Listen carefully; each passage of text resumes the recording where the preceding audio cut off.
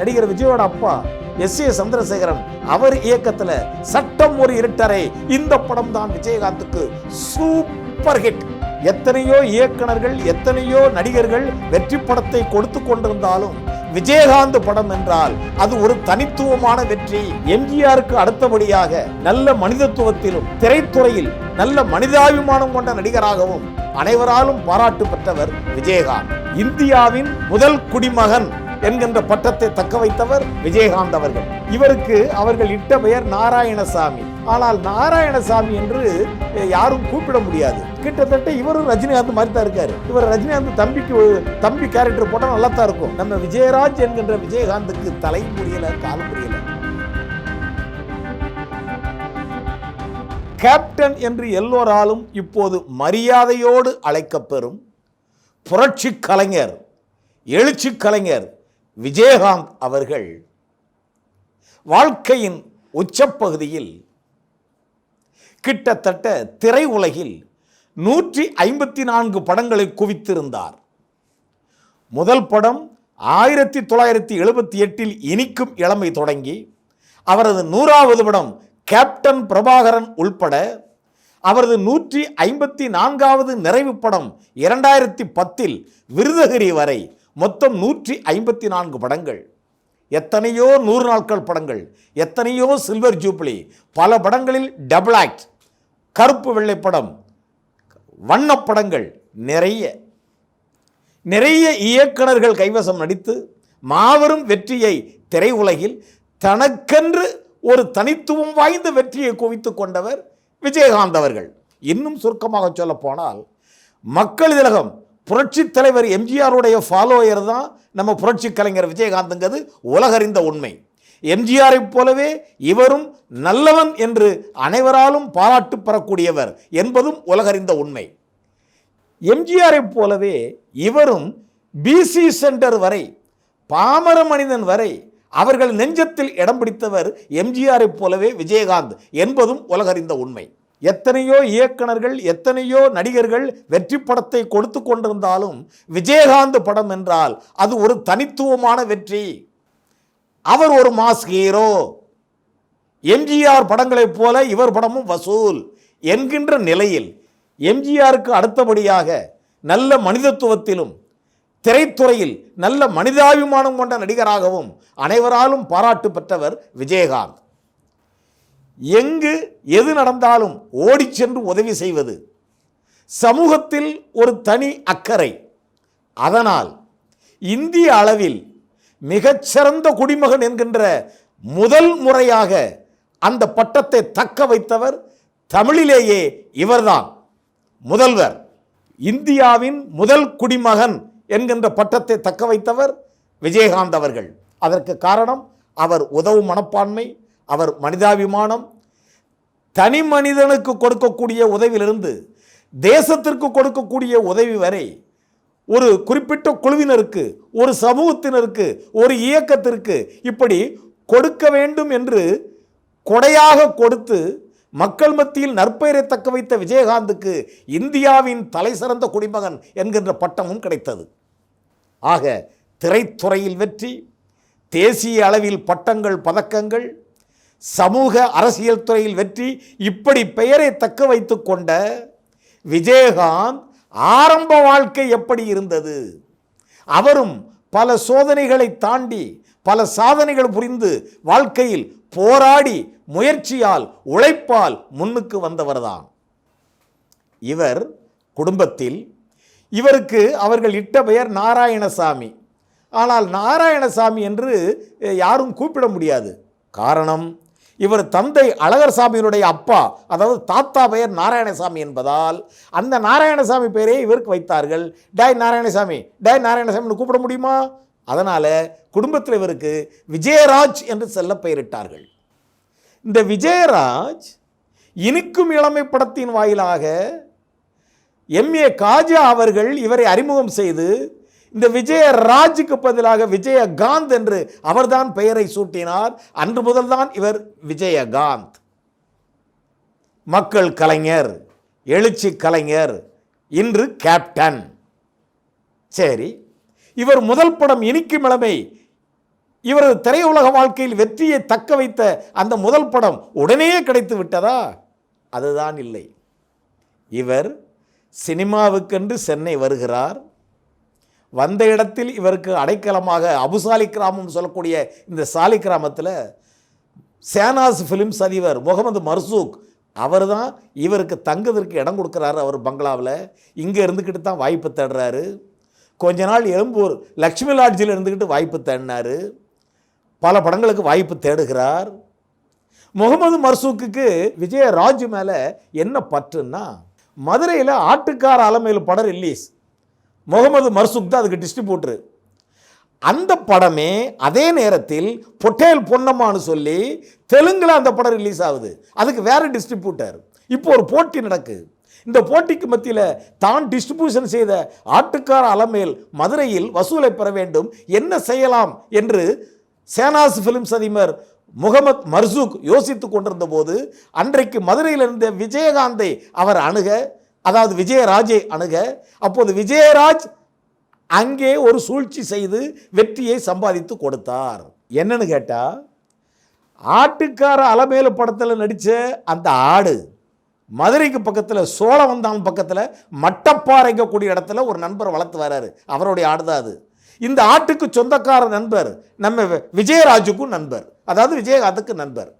இவர் அந்த ஆட்டை கொண்டு வந்து ஆட்டுக்கார அலமேலு ரிலீஸ் ஆகிருக்கக்கூடிய தேட்டருக்கு முன்னாடி எல்லாம் இந்த ஆட்டை வச்சு வித்த காட்டலாம்னு ஐடியா கொடுத்து கூட நின்று வித்தையும் காமிச்சிருக்காரு. இந்த ஆடுதான் வெண்திரையில் நடித்திருக்கிறதுன்னு சொன்ன உடனே கூட்டம் திரையரங்குக்கு முன்னேயும் கூட்டம், திரையரங்குக்கு உள்ளேயும் கூட்டம். இந்த போட்டியில் முகமது மர்சூக் டிஸ்ட்ரிபியூட்டர் அவர் ஜெயிச்சிட்டாரு. அப்போ விஜயகாந்த் கிட்ட அவர் என்னமோ ஒன்று கண்டுபிடிக்கிறாரு. இவங்கிட்ட ஏதோ ஒன்று இருக்குயா, ஒரு தனித்திறமை இருக்குயா, ஏதோ ஒரு சூட்சமை இருக்குயா. இவனும் ஆள் ஒரு மாதிரியா ஒரு டிப்டாப்பாக ஒரு டைப்பாக தான் ஒரு பார்க்க ஒரு ரஜினிகாந்த் டைப்பில் இருக்காருன்னு சொல்லி விஜயகாந்தை இவர் ஃபோட்டோ ஷூட் எடுத்து ஒரு ஆல்பம் தயாரித்து சென்னைக்கு வர சொல்லி இவருக்கு தெரிஞ்ச கம்பெனியில் கொண்டு போய் கொடுத்து ஒரு கம்பெனியில் வாய்ப்பு கேட்க சொல்கிறாரு. யார்? சேனாஸ் ஃபிலிம் அதிபர் முகமது மர்சூக் விஜயகாந்துக்காக வாய்ப்பு தேடுறாரு. அந்த கம்பெனியில் படம் எடுக்கிறேன்னு சொல்லிட்டு இழுத்துக்கிட்டே போனாங்க. அவங்க கடைசி வரை படம் எடுக்கலை. அதுக்கு பிறகு அவருடைய ஃப்ரெண்டு பிரபல டைரக்டர் பி மாதவன் பிஏ அவர்கிட்ட கொண்டு போய் விஜயகாந்தையும் அந்த ஆல்பத்தையும் கொடுக்க, அந்நேரம் பி மாதவன் ரஜினிகாந்த் ஹீரோவை வச்சு என் கேள்விக்கென்ன பதில் அந்த படத்தை அவர் உருவாக்க போகிறாரு. இந்த ஆல்பத்தை பார்த்தா கிட்டத்தட்ட இவரும் ரஜினிகாந்த் மாதிரி தான் இருக்கார். இவர் ரஜினிகாந்த் தம்பி கேரக்டர் போட்டால் நல்லா தான் இருக்கும். என் கேள்விக்கென்ன பதிலில் ஒரு வில்லன் கதாபாத்திரம் மாதிரி. ரைட், இவருக்கு வாய்ப்பு கொடுத்துடலாம்னு சொல்லி வாய்ப்பும் கொடுத்து 101 ரூபா அட்வான்ஸும் கொடுத்தாச்சு. அட்வான்ஸை கையில் வாங்கினது தான் நம்ம விஜயராஜ் என்கின்ற விஜயகாந்துக்கு தலையும் புரியலை காலும் புரியலை. சினிமாவில் வாய்ப்பு கிடைக்கதே பெரிய விஷயம், அதில் 101 ரூபா அட்வான்ஸோட சேனாஸ் ஃபிலிம்ஸ் அதிபர் முகமது மர்சூக்கு கிட்ட தன்னுடைய நெஞ்சார்ந்த நன்றியை சொல்கிறாரு. இது மட்டும் இல்லை, இவர் தங்கியிருந்த ரூமுக்கு இவரை ஷூட்டிங் கூப்பிட கார் வருது, ட்ராப் பண்ண கார் வருது. ஆக வாய்ப்பு கிடைக்குது. அதுலேயும் ரஜினிகாந்த் படத்தில், அதுலேயும் 101 ரூபா அட்வான்ஸு, பிக்கப் ட்ராப்பு காரு, இதெல்லாம் சாதாரண விஷயமா போகிறார். விஜயா கார்டனில் முதல் நாள் ஷூட்டிங் நடக்கு. அப்போது நடிகர் விஜயகுமார் நடிகை சிரிப்பிரியாவை கட்டி போட்டு அவங்கக்கிட்ட தப்பாக நடக்க போகிறது மாதிரி ஒரு காட்சி ஷூட்டிங் ஆகுது.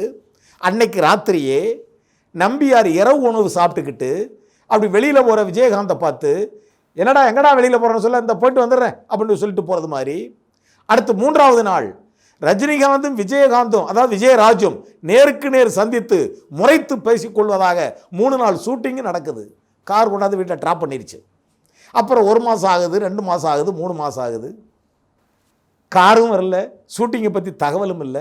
ஆனால் அப்பப்போ பேப்பரில் என் கேள்விக்கு என்ன பதில் பற்றிய தகவல் வந்துக்கிட்டு இருக்குது. அந்த தகவலில் ஷூட்டிங் நடக்குதுன்னு வருது, அது வருது. இவரை ஷூட்டிங் கூப்பிட மாட்டேங்கிறாங்க. இவர் முகமது மர்சூக்கிட்ட போய் சொல்கிறாரு விஜயகாந்த், என்ன சார் ஷூட்டிங் நடக்கா இல்லையா, என்னை 3 நாள் ஷூட்டிங் கூப்பிட்டு எடுத்தாங்க, கொஞ்சம் எடுத்தாங்க, அது பிறகு கூப்பிடவே இல்லைன்னு சொன்ன உடனே அவர் அங்கே ஃபோன் பண்ணி கேட்காரு. ஆமாம் சார், அவர் இருக்கார், கொஞ்சம் பொறுங்க, அவர் ஷெடியூல் இன்னும் வரல அப்படின்னு சொல்ல, ஒரு 6 மாதமாக காரும் இல்லை பேச்சும் இல்லை. இவருக்கு நெஞ்சு திக்கு இவர் அடிக்குது. நல்ல வேளை இவர் ஊருக்குள்ளே சினிமா ஷூட்டிங் தான் வரணும்னு யார்ட்டையும் சொல்லலை. இவங்க அப்பா அம்மாட்ட கூட சொல்லாமல் இவரை வாட்டுக்கு ஓடி வந்துட்டார். இது யாருக்கும் தெரியாது. சரி, ஒரு 6 மாதம் ஆச்சு.